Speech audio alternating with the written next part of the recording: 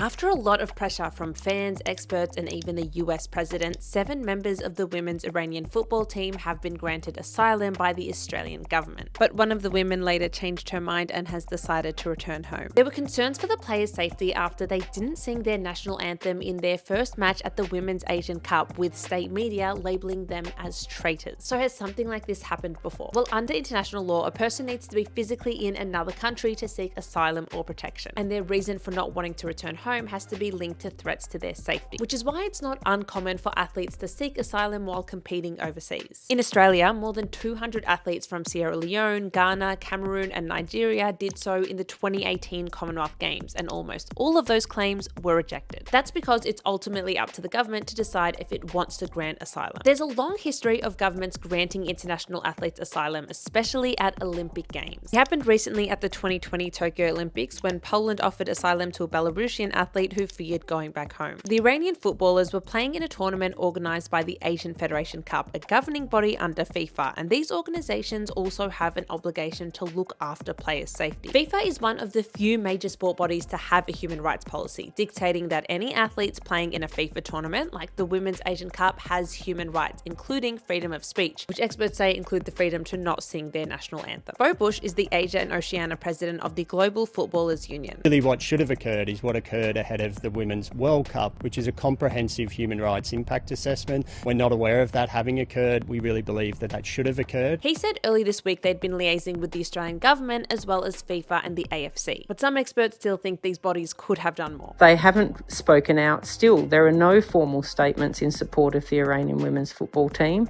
It was well known that this was going to play out the way that it did. To claim asylum, athletes need to ask for it, which was tricky with the Iranian footballers because they were so strictly controlled by their team. It's now been revealed that as the team jogged off the field at their last game on the Gold Coast, Australian officials were waiting for them to signal to the team that if any wanted to talk, there were people standing by to help. 5 players made it clear they wanted to seek asylum, and they were escorted by federal police officers to meet with the government. Another player and support person also later asked for asylum. The government says nearly all other members of the delegation were offered visas before their flight at Sydney Airport, but none took up the offer to stay in Australia.